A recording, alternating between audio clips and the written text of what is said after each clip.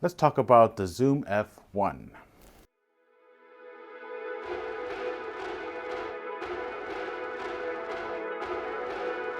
This is a pretty good recorder. It's pretty cool. It came out probably a few years ago, and I'm only recording it now because I only purchased it maybe, I don't know, a few months ago, several months ago for sure.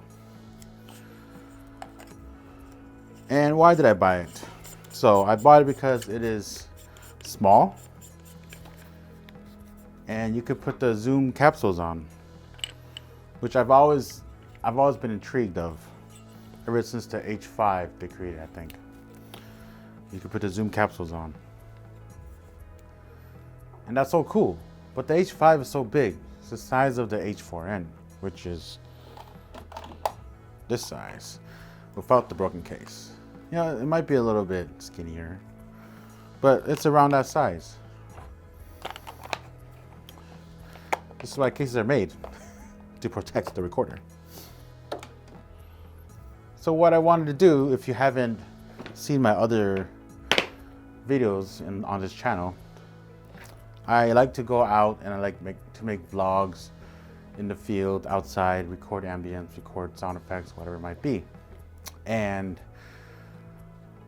when you're traveling outside, you don't necessarily want to carry so much stuff.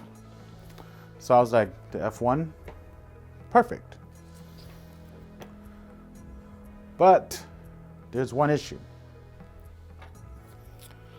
I did not know, which I don't know why I did not know, because I researched a lot about the recorder before I bought it, that the recorder did not come with a 1/4-20 thread on it. So you have to buy the shock mount. And if it didn't come with the shock mount, or if it didn't have to come with the shock mount, me carrying less items in my bag is a lot better. So you are listening to it right now, actually. You're listening to the Zoom F1 with the lav that comes included with it, and the clip. The clip is kind of plasticky, it's okay. It does a job, but it can probably break eventually. But this is not a review about sound quality, because sound quality can always be increased somehow. This is a review about the recorder. I think Zoom wanted to mainly market this as a portable lav type unit. And it pretty much is. That's what it is. It's portable. You can carry it around very easily with you. And it can fit in your pocket. Can fit in your pocket. Will it fit in your pocket? I don't know. So there's something about it that I think it's not exactly the best. It has this like bracket on the sides that's designed so you can put it on your belt. And I'm sure that's a pretty cool idea, but I don't think people will like that. Yes, the battery life does last extremely long, but it's not exactly the most comfortable area. Whether it's on the side, you need to sit down, it's kind of strange.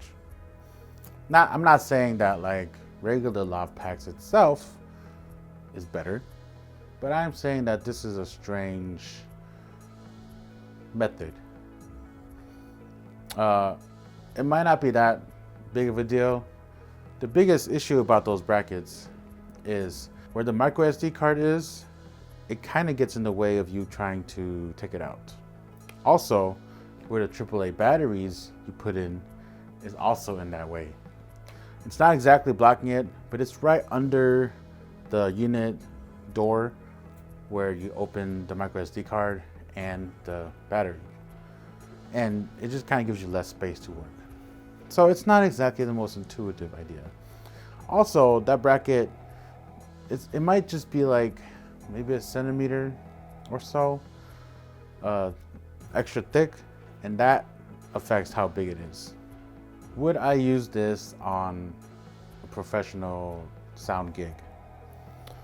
I guess it depends. I already have used it, but I did not lav anyone up. What I did was I just kind of gaff tape it to the side behind the bar and put a lav pointing down so you can capture the conversation between the 3 people there. And it's more of a backup recording situation rather than a solution. So yeah, I did use it, and potentially I probably will use it in a pinch. It has to be a pretty tight pinch. I say that because these recorders apparently seem to be pretty popular. Tascam has one. Zoom is actually having another one coming out.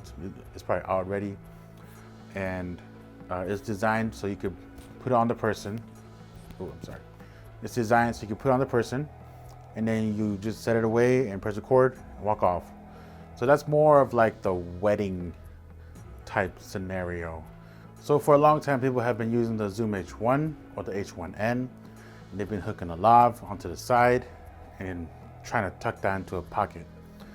And they tend to use it to do it on men at weddings because they usually have a suit.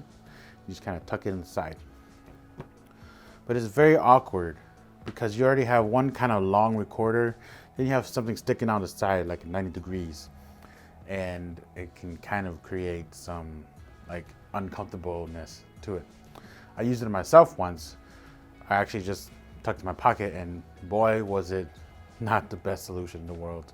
So I think this is a better build in that sense, but I can't monitor my sound.